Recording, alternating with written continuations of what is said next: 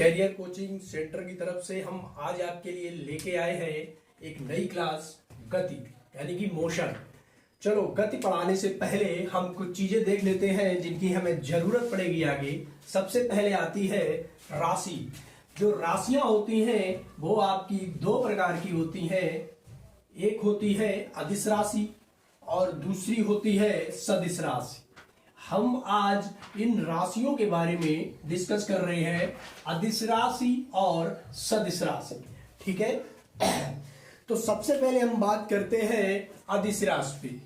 तो अदिश राशि क्या होती है, यानी कि इसको हम इंग्लिश में कहते हैं स्केलर क्वांटिटी। स्केलर क्वांटिटी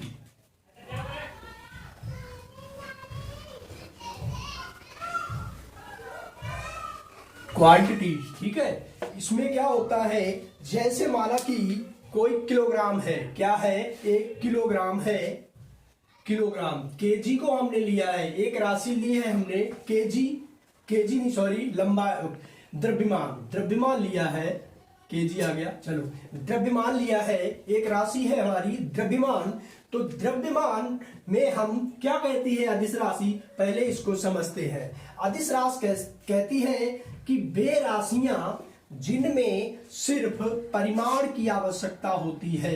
परिमाण यानी कि मैग्नीट्यूड की आवश्यकता होती है, वो राशियां हमारी कहलाती हैं अदिश राशि। वो कौन सी राशि कहलाती है, अदिश राशि। ठीक है, इसमें दिशा की कोई जरूरत नहीं होती है किसी भी डायरेक्शन में। ये हम नहीं कह सकते हैं कि जैसे हमें द्रव्यमान है, अब द्रव्यमान में बात करते हैं, कोई चीज है, हमको 5 किलोग्राम, एक वस्तु है ए जिसका वेट है 5 किलोग्राम। ठीक है, और दूसरी वस्तु है बी जिसका वेट है 4 किलोग्राम। अब ए और बी ये दो राशियों का वेट कितना होगा, 5 4 9 किलोग्राम। तो ये कौन सी है, इसमें हमें ये परिमाण मिला है। क्या मिला है, 9 किलोग्राम परिमाण मिला है। और दिशा, इसमें हमें दिशा की कोई जरूरत नहीं पड़ी है। हमसे ये थोड़ी कहा जाएगा कि 1 किलो पूरब में चले जाओ, 1 किलो पश्चिम में चले जाओ। ठीक है, क्या कहेंगे, 1 किलो। ठीक है, अब राशि की हम आपको सही से परिभाषा लिख के बताते हैं। ठीक है दोस्तों, अदिश राशि के बारे में बात कर रहे हैं हम। तो अदिश राशि क्या होती है, हम बताया था हमने अभी कि जिन भौतिक राशियां हमारी क्या है, ये सब भौतिक विज्ञान में सब भौतिक ही है। जो हमारी पृथ्वी पे है सब भौतिक है। तो भौतिक राशियां जैसे लंबाई है, द्रव्यमान है, त्वरण है, वेग है, गति है, ऊर्जा है, कार्य है, बल है, ये सब भौतिक राशियां हैं। तो उनमें से कुछ राशियां हमारी कैसी होती हैं, अदिश, और कुछ होती हैं सदिश। तो अदिश राशियों के बारे में बात कर रहे हैं कि जिन भौतिक राशियों को व्यक्त करने के लिए, यानी कि प्रेजेंट करने के लिए, डिनोट करने के लिए केवल परिमाण यानी मैग्नीट्यूड की आवश्यकता होती है, दिशा की नहीं होती है। उसमें दिशा की कोई जरूरत नहीं पड़ती है। वो राशियां हमारी अदिश स्केलर राशियां कहलाती हैं। यानी कौन सी कहलाती हैं, स्केलर क्वांटिटीज कहलाती हैं। ठीक है, जैसे हमने आपको बताया था, अभी उदाहरण दिया था किलोग्राम वाला, तो हम अब लंबाई का उदाहरण बता रहे हैं। लंबाई एक कैसी राशि है, अदिश राशि है। लंबाई क्या है, एक अदिश राशि है। अदिश राशि क्या है, अदिश राशि। ये आपके किसी भी कंपटीशन में, आप ये मान लीजिए UPSSC हो या SSC हो या बैंक, रेलवे, जहां भी जीके या विज्ञान जहां पूछा जाता है, जनरल साइंस, उसमें राशियों का एक आध क्वेश्चन 100% आता ही है। वो पूछ देते हैं राशियों के बारे में कि ये अदिश है राशि या सदिश राशि है, क्योंकि राशियां बहुत सी होती हैं। ठीक है, सिर्फ तो हमें क्या करना है, जब तक हम उनके कॉन्सेप्ट से क्लियर नहीं होंगे तो हम अदिश सदिश वहां पे नहीं निकाल पाएंगे, क्योंकि वहां पे 4 राशियां रखी होंगी और उनमें से पूछेगा ये अदिश राशि है, या ये पूछेगा कि इसमें से कौन सी सदिश राशि है। ठीक है, तो लंबाई की बात कर रहे थे। तो लंबाई एक कैसी राशि है, अदिश राशि है। ठीक है, अब हमने कहा कि जिन भौतिक राशियों को व्यक्त करने के लिए केवल परिमाण यानी मैग्नीट्यूड की आवश्यकता होती है। सिर्फ उसमें क्या चाहिए, परिमाण चाहिए, ठीक है, और दिशा की नहीं, कोई दिशा की नहीं, हम उसमें कोई दिशा की बात नहीं करेंगे। उन राशियों को स्केलर क्वांटिटी कहते हैं। जैसे लंबाई नापने के लिए हमें किसी दिशा की जरूरत नहीं पड़ेगी। क्यों? लंबाई नापनी है तो लंबाई मान लीजिए मेरे ये है एक आयत, एक आयत है, आयत की लंबाई कैसे नापते हैं, लंबाई गुणे चौड़ाई गुणे ऊंचाई, यानी कि ये आयत का क्षेत्रफल निकालते हैं टोटल, या इसका परिमाप, लंबाई निकालेंगे तो क्या करते हैं, परिमाप निकालते हैं। तो परिमाप में क्या, लंबाई और चौड़ाई उसकी निकालेंगे, ठीक, उसके चारों तरफ का, ठीक। तो अब हम ये थोड़ी कहेंगे कि हम किस दिशा में लंबाई नाप रहे हैं, ठीक है। जब दिशा की बात, लंबाई हम किसी दिशा में भी नाप सकते हैं, ठीक है। जैसे एक कपड़े की, एक कोई कपड़ा है वो 1 मीटर का है, ठीक है, और हमने कहा कि हम इसमें 1 मीटर कपड़ा और लगा देंगे तो 2 मीटर कपड़ा हो गया ना। अब इसमें दिशा की बात ही नहीं आई है, ठीक है। तो जैसे समझे ना, एक बार देख लीजिए, जिन भौतिक राशियों को व्यक्त करने के लिए यानी प्रेजेंट करने के लिए केवल परिमाण मैग्नीट्यूड की आवश्यकता होती है, दिशा की नहीं, वे राशियां सदिश राशि या स्केलर क्वांटिटीज कहलाती हैं, ठीक है। और दूसरी बात, इसमें एक और चीज होती है, इसमें जोड़ने वाली बात, जैसे अभी मीटर को जोड़ रहे हैं तो इन राशियों को बीज गणित के साधारण नियमों द्वारा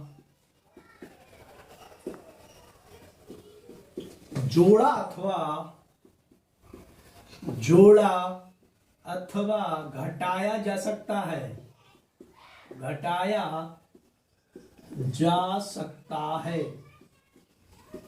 ठीक है। ये बात हमने कही कि बीज गणित के नियम कह रहा है कि बीज गणित के साधारण नियमों द्वारा जोड़ा अथवा घटाया जा सकता है। जैसे हमने माना कोई चीज हमारी x मीटर है और दूसरी चीज y मीटर है, तो ये बीज गणित के स्केलर क्वांटिटीज को हम x प्लस y लिख सकते हैं, ठीक है, क्योंकि इसमें कोई दिशा की जरूरत नहीं है, ठीक है।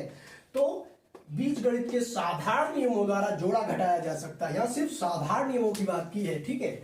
चलो अब हम बताते हैं कौन कौन सी राशियां हैं जो अदिश राशियां हैं, ठीक है। तो दोस्तों अब हम बात करते हैं सदिश राशि की। सदिश राशि यानी इनको बोला जाता है वेक्टर क्वांटिटीज, ठीक है। तो सदिश राशि के बारे में क्या होता है अभी बताया, वही जिन भौतिक राशियों को व्यक्त करने यानी डिनोट करने के लिए परिमाण, क्या हुआ इसमें क्या है, परिमाण एवं दिशा यानी मैग्नीट्यूड और डायरेक्शन दोनों होती हैं, वे राशियां हमारी सदिश राशि कहलाती है। कौन सी राशि कहलाती है, सदिश राशि कहलाती है, क्योंकि इनको व्यक्त करने में हमें दोनों की आवश्यकता होती है, ठीक है। तो इन राशियों को सदिश राशि कहते हैं, वेक्टर क्वांटिटीज कहते हैं, ठीक है। और दूसरी बात, इन राशियों को निरूपित करने के लिए ग्राफीय निरूपित करने के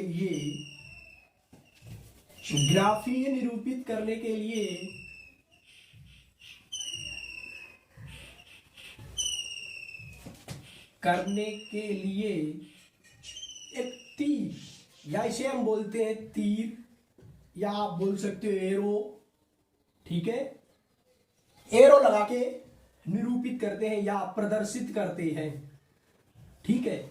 और इनको दूसरी बात है जो हमने भी बताई थी कि बीजगणित के साधारण नियमों से इनको जोड़ घटाया नहीं जा सकता, ठीक है। कभी कभी ऐसे ही अंतर पूछ देता है तो यही अंतर हो गया, ये 3 अंतर तो हो ही गए कि जिन भौतिक राशियों में परिमाण और दिशा दोनों की आवश्यकता होती है वे हमारी सदिश राशियां कहलाती हैं, और जिन भौतिक राशियों में केवल परिमाण की मैग्नीट्यूड की आवश्यकता होती है वे हमारी क्या कहलाती है, अदिश राशियां कहलाती हैं, ठीक है। एक अंतर ये हो गया। दूसरा, हम सदिश राशियों का बीजगणित के साधारण नियमों से जोड़ घटा नहीं पाएंगे। गणित के साधारण नियमों से क्या करेंगे, जोड़ घटा नहीं पाएंगे, लेकिन अदिश राशियों को जो अदिश राशि है हम उन्हें अलजेब्रा के यानी कि बीजगणित के साधारण नियमों से जोड़ घटा पाएंगे। दूसरा अंतर हो गया। ठीक है, यही अंतर आपके पूछेंगे। चलो अब हम आपको बताते हैं कि इन राशियों को कौन कौन सी वे राशियां हैं जो सदिश राशियां कहलाती हैं। तो अब हम बात करते हैं कुछ प्रमुख सदिश राशियों की। जैसे एक है विस्थापन। विस्थापन हमारी कैसी है? सदिश राशि है। विस्थापन क्या होता है? किसी वस्तु को विस्थापित करने में बीच में जो समय लगता है वो विस्थापन यानी डिस्प्लेसमेंट कहलाता है। जैसे ए वस्तु है, ए बी है, इसके बीच की जो दूरी को किसी चीज को करने में समय उसको क्या कहेंगे? विस्थापन कहेंगे। ठीक है, तो इसमें क्या करते हैं? अब बेग आ गया। बेग से देखती हूँ बेग क्या होता है? बेग किसी बेग का फार्मूला क्या होता है बताओ? चलो, बेग बराबर होता है किसी की वेलोसिटी, चाल, दूरी बटे चाल क्या होती है? चाल बराबर हमने बताया था एक दिन, हमने अब क्या बताया था पिछली क्लास में? चाल, इसकी विमाएं बताई थी। चाल की विमा दूरी बटे समय, और वेग की विमा क्या हो जाएगी? डिस्टेंस अपॉन टाइम या मीटर पर सेकेंड, यानी मीटर पर सेकेंड। तो अब वेग को हम किस में निर्धारित करेंगे? मीटर पर सेकेंड में। ठीक है, मीटर पर सेकेंड में मतलब 1 मीटर में कितने सेकेंड में, कितने टाइम में, वहां भी मैग्नीट्यूड दिशा है। जो हमने कहा कि प्रमुख सदिश राशियां जो हमारी हैं कुछ बता दे रहे हैं। एक है विस्थापन, वेग, त्वरण, बल, बलाघूर्ण, संवेग, आवेग। इनमें क्या होता है? इनमें परिमाण और दिशा दोनों की जरूरत पड़ती है। इनमें क्या होता है? परिमाण और दिशा यानी मैग्नीट्यूड और डायरेक्शन दोनों की जरूरत पड़ती है। ये हमारी सदिश राशियां हैं। और जो सबसे प्रमुख पॉइंट है जो हमने बोर्ड में लिखा हुआ है कि सदिश राशियों को बीजगणित के साधारण नियमों द्वारा जोड़ी अथवा घटाया नहीं जा सकता, यानी जोड़ा अथवा घटाया नहीं जा सकता है। ठीक है, ठीक। और इनको ग्राफी निरूपण जो हम करते हैं, जो ग्राफी हमारा निरूपण होता है उनमें किससे निरूपित करते हैं? निरूपण में, ग्राफी निरूपण में एरो यानी कि तीर के निशान से निरूपित करते हैं। जैसे कि हम बात करें, कोई दो राशियां हमारी हैं P और Q, कोई दो राशियां हमारी हैं P और Q है, तो इनको, इनका रिजल्टेंट यानी फाइनल कैसे निकलेगा? तो हमने P, एक इस तरह से एक राशि ये P है, कोई Q है, और वो पूछ रहा है एक बिंदु P है, दूसरा बिंदु यहाँ पे Q है। ठीक, अब वो ये पूछ रहा है इनका परिणामी रिजल्टेंट R क्या होगा। ठीक, सबसे पहली बात इनको हमने बताया तीर के निशान से डिनोट करते हैं। तो हमने माना कि कोई P है और एक राशि है हमारी Q वेक्टर। क्या होती है? इन्हें वेक्टर कहते हैं। सदिश या P सदिश कहो हिंदी में, Q सदिश कहो तो थोड़ा अटपटा सा लगता है, तो हम कहते हैं वेक्टर P और वेक्टर Q का परिणामी रिजल्टेंट क्या होगा? तो इनका जो परिणामी रिजल्टेंट R होगा वो होगा R equal to P plus vector Q, ये होता है। ठीक है, इसको डिफाइन जो होता है, इसका डिफिनीशन वो इंटरमीडिएट के सिलेबस में है। अभी हम छोटे सिलेबस से क्लास 6 to 8 उठाया है हमने, वहां से चल रहे हैं। धीरे धीरे हम आगे आगे इन्हीं वेक्टर क्वांटिटीज को जो पैरेललोग्राम करके दिखाते हैं, परिणामी रिजल्टेंट निकालते, जो निकलता है हमारा P1 plus P2 square plus 2 cos theta करके जो निकलता है अंडर रूट में, वो हम आपको पूरा डिफाइन करके बताएंगे। ठीक है, तो अदिश और सदिश राशियां हमने आपको बता दी है। ठीक है, क्या बताया कि अदिश राशियां और सदिश राशियों में, जैसे आप सीधा सा एक डिफाइन समझ लो, ये है अदिश। अगर समझ में ना आया है तो अब सही से समझ और समझ लो सदिश। अब पहली मुख्य बात तो यही है हर जगह जो बताई है कि अदिश में बताया है, इसमें सिर्फ क्या होता है? परिमाण। ठीक, एक बात हो गई। दूसरी बात, इसको क्या करते हैं? बीजगणित के साधारण नियमों से जोड़ घटा सकते हैं। साधारण नियमों से जोड़ घटा सकते हैं।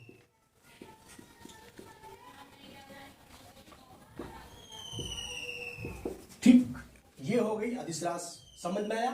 अब इधर क्या है, सदिश राशि में दोनों चीजें होती हैं, हमारी परिमाण भी होता है और प्लस दिशा। तो इसमें लिख दो, इसमें क्या होता है, परिमाण होता है, और तीसरी बात में लिख दो दिशा नहीं होती है, दिशा नहीं होती। ठीक है, तो अब आपको अदिश राशि समझ में आ गई। यही अदिश राशि, सदिश में परिमाण भी होता है, दिशा भी होती है, लेकिन दूसरे पॉइंट में बीजगणित के साधारण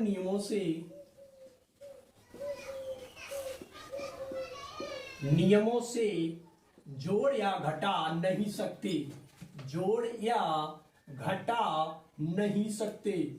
ठीक है, नहीं घटा नहीं सकते, ये हो गई बात। ठीक, यही मेन अंतर है, आप इसको नोट कर लीजिए। ठीक है, अगली क्लास में हम आपको आगे गति के बारे में न्यूटन्स लॉ ऑफ मोशन शुरू करेंगे।